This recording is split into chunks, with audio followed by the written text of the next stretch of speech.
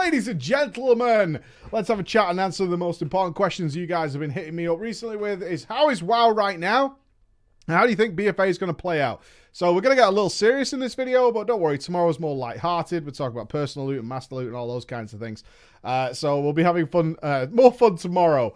But let's tackle it. How is WoW right now? Because many of you have unsubbed. BfA has had some catastrophic decisions made, which have negatively affected many. And that's reflected also across the board forum-wise, as you can see that how the forums have shifted. We looked at this recently. They're like people who are like enjoying BfA, and they're like, where have all the negativity gone? Where's, you know, everything seems, why are people still moaning? And that's because the guys who were moaning have now gone. For the most part, their voices are dead and buried.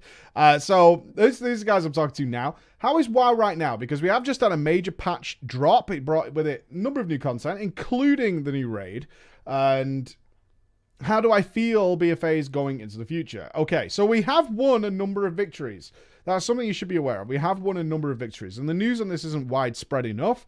So the first thing is the Azerite armor is now kind of done. Yay! For those of you who are interested in this, this is the last time we will be regrinding the traits. So we are doing it right now, but for many of us, the road is already ended. And so that system is going away.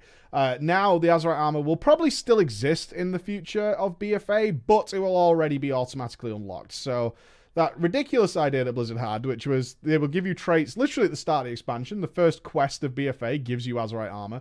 All the way up until like the latest raid, you're still regrinding the exact same traits you got as soon as you started the expansion. But now you have to farm more for them. That's going to be dead and buried. So along with that, they have capped the Azerite necklace, the Heart of Azeroth. I know a number of sources of you are getting pain from this thing. It is now capped at 50. We're seeing players get up to there. I think the furthest ahead are like 48. But every day, more and more people are trickling forward into finishing that off. And the idea here is Blizzard is trying to bunch everybody up until this level 50 mark. And they're going to be changing that in the future. Not right now, so I'll cover that shortly. They have released a new raid. It is a tremendously good raid. It is really, really good. If you're desperately into raiding, like you love raiding, it's a good raid to get into while it's current content. Because when it's previous content, and you're just looking to get transmog or old gear or whatever, it'll be less interesting than it is right now. But it's a raid, I will say this, it's a raid that I'm looking forward to farm, which is crazy because I hate farm raiding. But they've specifically designed this raid about the idea that more gear will allow you to overcome more challenges in the fight and make it easier and more fun. Therefore, there are several bosses I'm looking forward to blasting. Gives a really, blasting as a guild. And what that means is a good sense of character progression and a good sense of guild progression. It's nice when you go from really struggling on a boss and then over the next month or so that you start like hammering through these bosses. That's going to be a really nice feeling to have. I haven't had that feeling for quite some time because most of the bosses had insta-kill or gib mechanics. You might finish, if we look back to Argus, if you were doing Mythic Argus, for sure, you might finish the last phase more comfortably, or things like that, or Bloodlust slightly earlier, but crushing the boss, not really. This time, yes, you will be able to do that. Not many insta-mega death mechanics, which, you know, you just can't avoid and you have to deal with in horrible ways. There's some stuff that you're definitely going to be able to get away with in the future, so I think that's a good sign. However, they have done some updates. So we got new Warfront recently, depending on when you unsubbed. It's still a Warfront. It's still just AFK time that rewards ludicrously high-level gear for some reason. I don't get it. There are some people who like it. I don't get it myself. I don't feel and never will feel that the fact that I managed to press the login button is warrant enough for me to be rewarded. So if you disliked the first Warfront when BfA started, you're not going to like this one much better. Simple as that.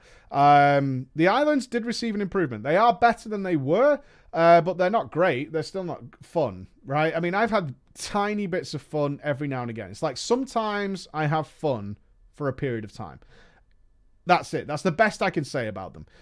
Usually, most of my fun comes from pugging them. If we're only two of us and we get a pug in or something like that, that can be kind of fun because they can create interesting scenarios and things like that we don't usually see if we're in a full organized team on comms where we just crush through the islands. If you do them in a pug, you can run into some really fun and interesting scenarios. Also, you can run into people who are just completely useless, who don't do anything and don't contribute, or just follow you around and try and do something, but they die a lot, or they wander off and they just die all the time. That can happen too. And almost still seem unfailable. I know some people definitely have failed islands, but at least for me, I've never failed an island yet. So it's like, you know, it is what it is.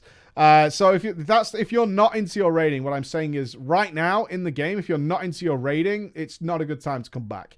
Because all you're going to have waiting for you is the new invasion system, which is, again, it's just like world quests. You get an extra bonus piece of gear. Some of them are kind of interesting for their final scenario, but they're randomly spawned. Well, not randomly spawned, but they're spawned on a timer. They're usually just 4 world quests. Then you get a little bit of an extra bonus thing, and that's about it. And then it's done with. Other than that, it's still just world quest islands and warfronts. But we will bring up here is Mythic Plus. So we had the new season of Mythic Plus start. It's significantly better. We have a new affix reaping. Now, this does only affect people who are doing Mythic 10 and above, which I know isn't everybody. But if you were doing Mythic 10 and above and you disliked Infest, and rightly so, despite the fact of being an interesting affix, what it did do is make every week a slow week. Because you always had CC. They also were randomly choosing which enemies had Infest. So if you were pushing, you had to go in and find out which mobs had Infest so you could plan your routes and things like that. Now we have Reaping, which is so much better. Reaping just every 20% of the clearance rate for the trash, you get a huge spawn of enemies and you AoE them down. That means that the translation to that is some weeks are really fun. Really, really fun Mythic Plus weeks. Some weeks are still bad, depending on the other affixes, but generally we're now getting a lot of fun weeks as well, where we're able to blast through Mythic Plus and have a whale of a time, and really not keep having our stride interrupted by infested enemies that we've got to CC and stop and defeat the Goonies and things like that. Now we're getting some weeks where we can absolutely smash through.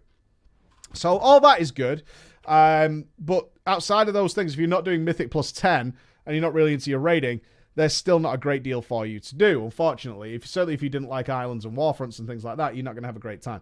Now, that doesn't mean that that doesn't mean it's the end of the story. The new restuff, or what I'm kind of calling the soft reset for BfA, is coming.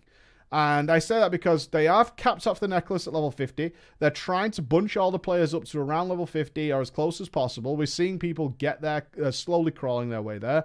And the Azerite armor isn't going to get any more extra rings. So next Azerite armor we get will just be fully unlocked.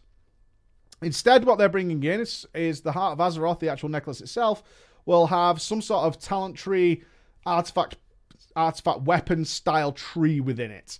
And that's going to, in their words, have active abilities in there. Those are things that actually affect gameplay in some way for your character. Now, this is their double whammy solution to, one, the terrible idea of Azerite armor, and also the AP grind, and the poor class design that is going to BfA. The biggest crime of BfA, of course, and still remains the class design decisions that they went with, that they hoped to try and fix with Azerite armor and wasn't going to work.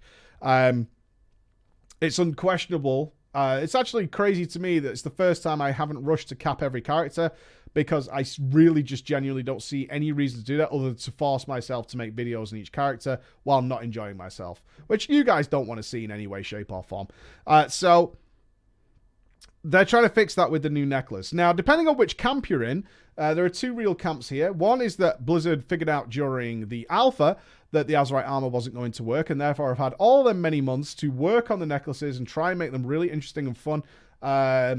And hopefully we'll see that. There is a lot of evidence that that is the case, particularly their mindset changes over the course of BfA so far in terms of how they treated the Azerite armor. It looks like they knew it was doomed, and they've brought in a lot of short-term fixes to try and tide people over, such as a vendor and being able to purchase this stuff that was originally supposed to be super rare and super exciting.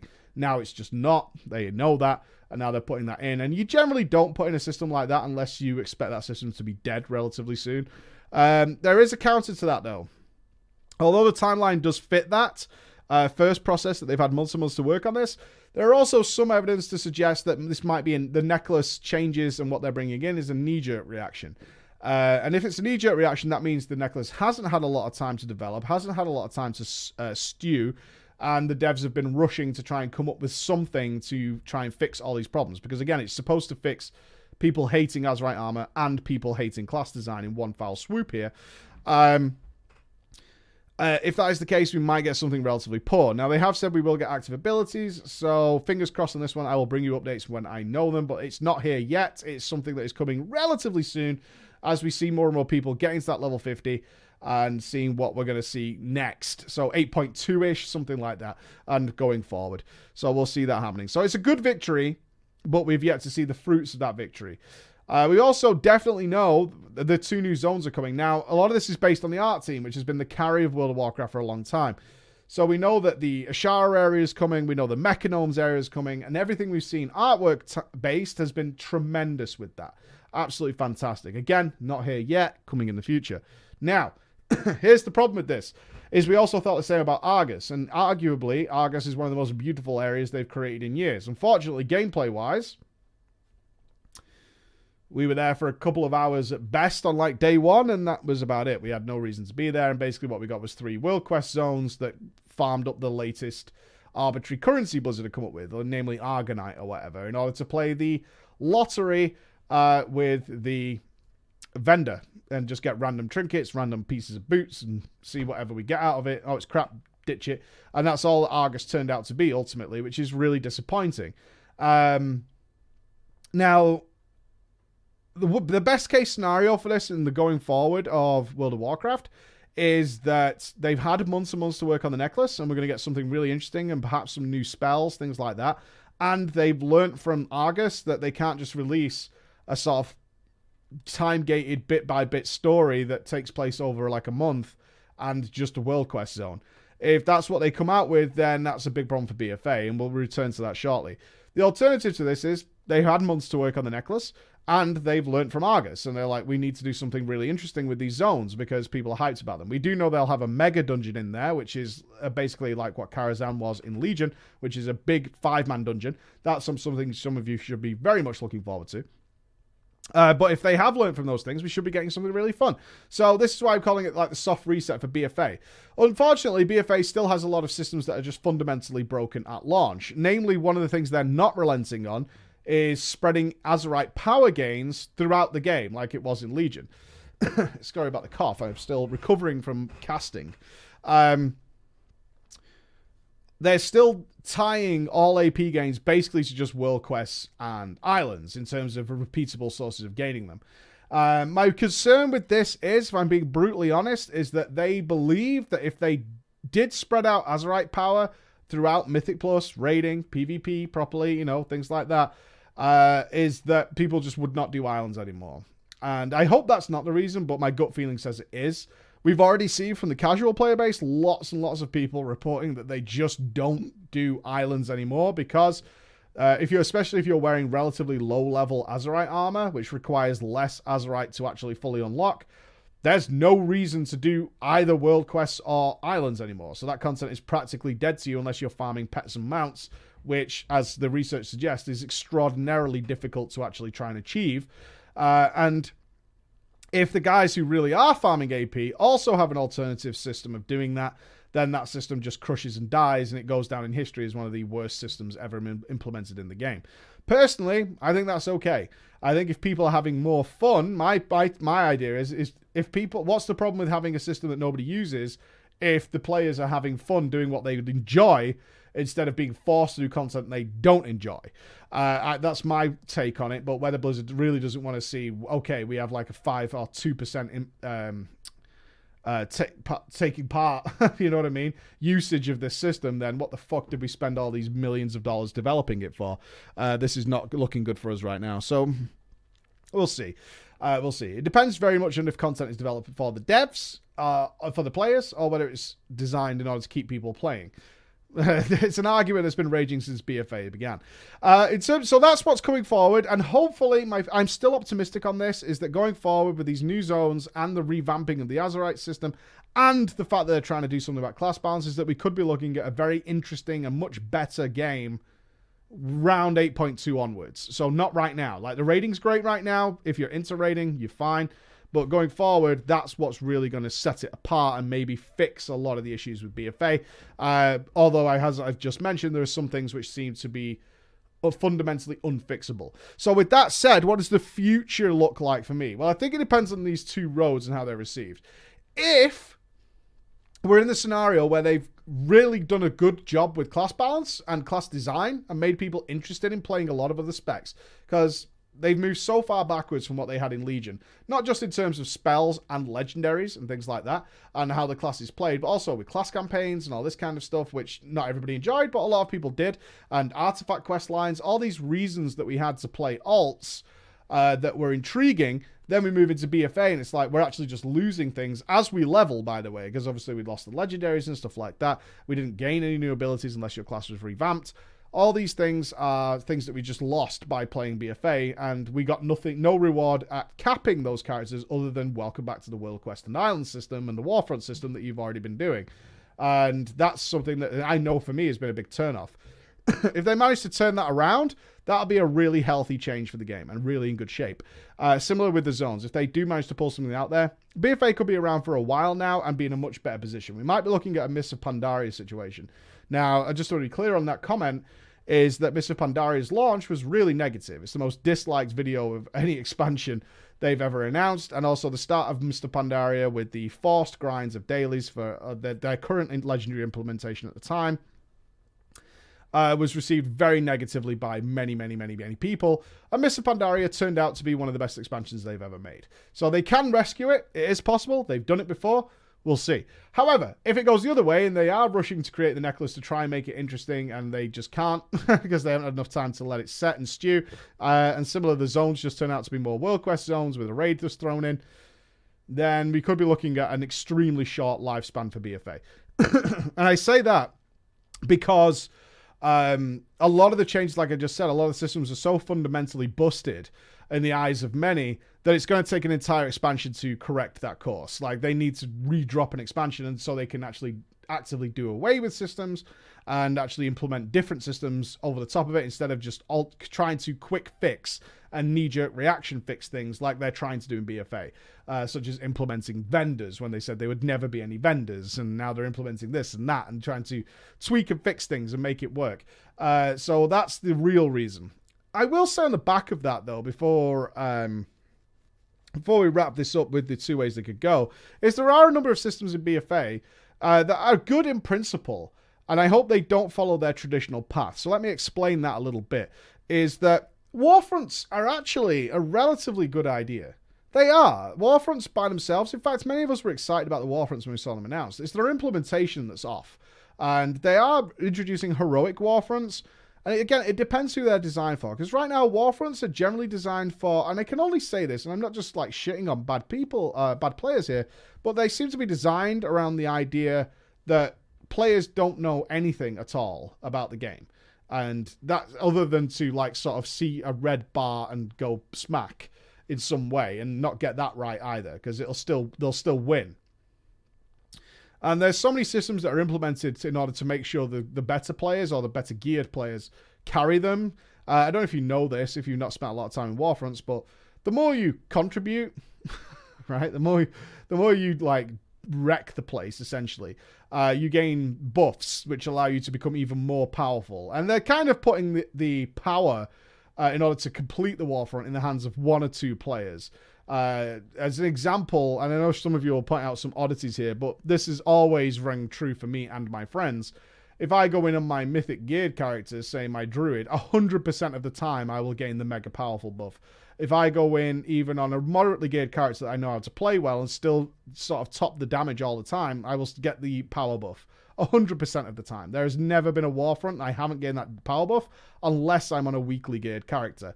It's as simple as that. If I'm in with a friend who's doing more damage than me, they will get the buff. And that's Blizzard basically ensuring victory by providing the better geared players, let's put it that way, with significantly greater damage in order to carry them through.